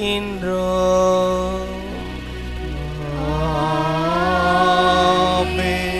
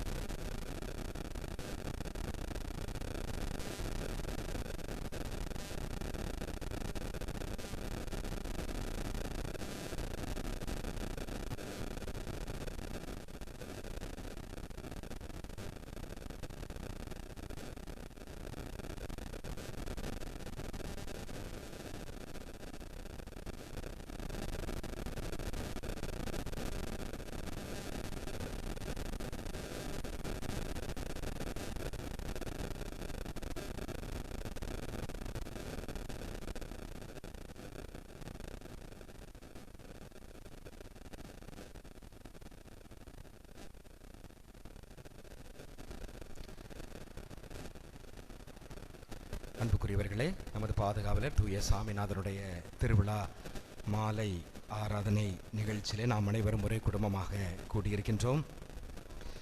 இன்று நாளிலே நமக்காக வந்து நல்ல ஒரு அருமையான மறையுரையை அன்னை மரியாளை பற்றி, குறிப்பாக அந்த அருள் நிறைந்த ஜெபம், அதிலே உள்ள அந்த மறை உண்மைகளை, இதுவரை தெரியாத அரிய காரியங்களை சிறப்பாக விளக்கிய அருள் தந்தை ஜேம்ஸ் பீட்டர் அடிகளார் அவர்கள். தந்தை அவர்கள் தற்பொழுது கடவுளின் கருணை தியான மையம் மங்களகிரியிலே இயக்குனர் தந்தையாக இருந்து வெகு சிறப்பாக பணியாற்றி கொண்டிருக்கிறார்கள். தந்தை அவர்கள் உண்மையிலே இயேசுவினுடைய உண்மையான நற்செய்தி பணியாளர், விவிலிய வீரர், ஜெப வீரர். மணிக்கணக்காக ஜெபம் செய்வதிலே அவரை அடிப்பதற்கு ஆளில்லை. அதே போல விவிலிய இறை வார்த்தைகளை அடுக்கிக் கொண்டே செல்வதிலும், இந்த விவிலியத்தில் ஏதாவது அன்னை மரியாளுக்கோ அல்லது எந்த காரியத்திற்கோ எந்த விளக்கம் தேவைப்பட்டாலும் அது தந்தை அவர்கள் உடனடியாக எடுத்து கொடுப்பார்கள். அந்த அளவிற்கு ஒரு விவிலிய வீரர், ஜெப வீரராக இருக்கின்றார். இறை வார்த்தையை தனது இதயத்திலே இருத்தி சிந்தித்து வந்த அந்த அன்னை மரியாளை போல ஒவ்வொரு நாளும் சிறப்பாக சிந்தித்து கொண்டும் சிறப்பாக இருக்கிறார்.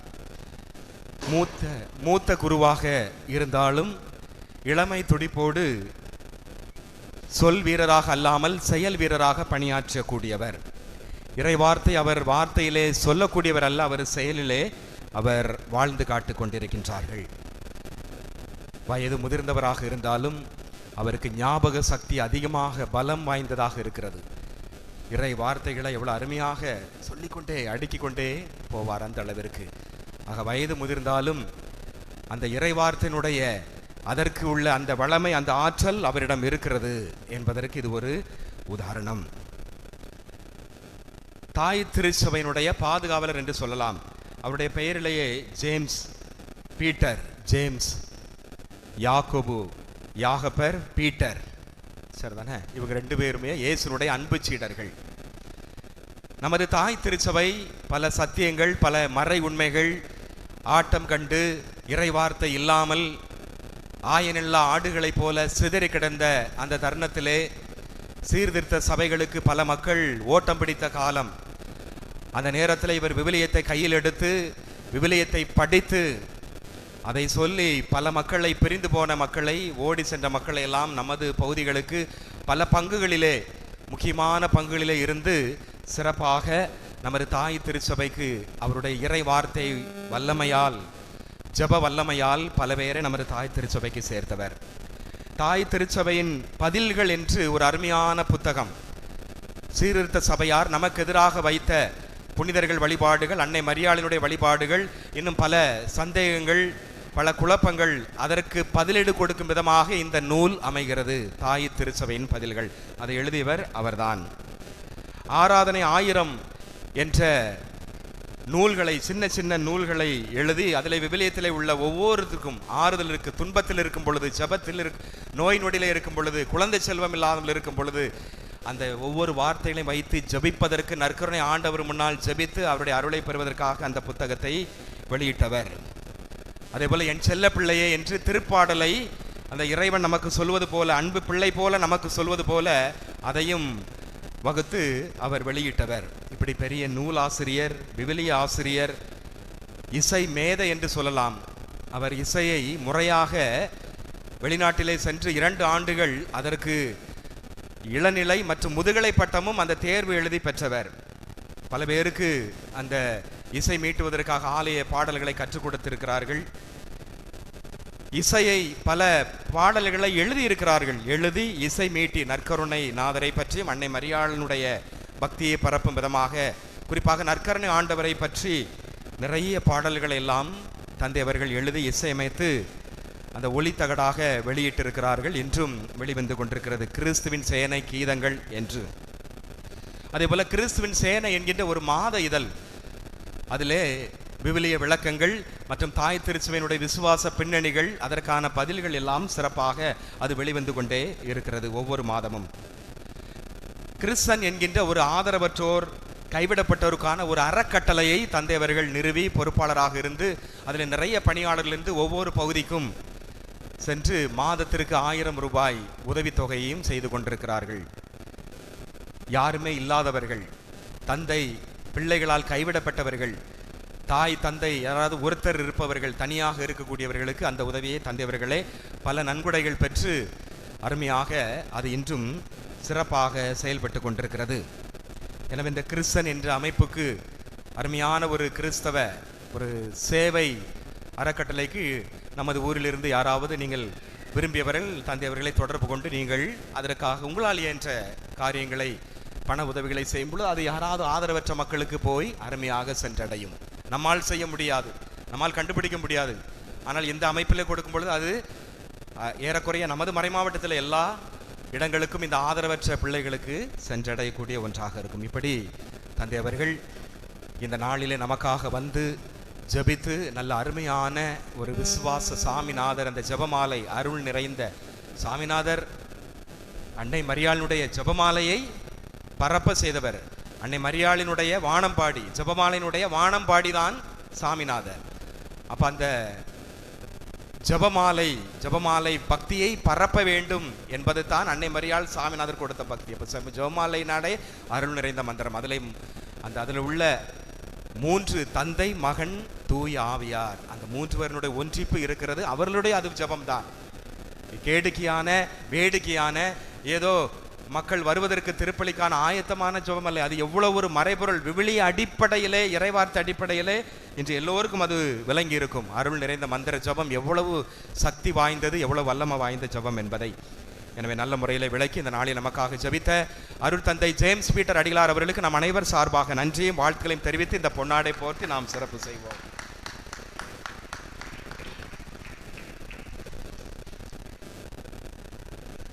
இந்த விழாவை, இந்த ஆராதனையை தலைமை ஏற்று சிறப்பு செய்தவர் நமது மண்ணின் மைந்தர் அருள் தந்தை வில்லியம் அடிகளார் அவர்கள். தந்தையவர்கள் முத்தையாபுரத்திலே பங்கு தந்தையாக இருக்கிறார்கள். முதல் பங்காக இருந்தாலும் முத்தான பணிகள் செய்து மக்கள் மனதிலே முத்திரை பதித்து கொண்டிருக்கிறார்கள் அருள் தந்தை வில்லியம் அவர்கள்.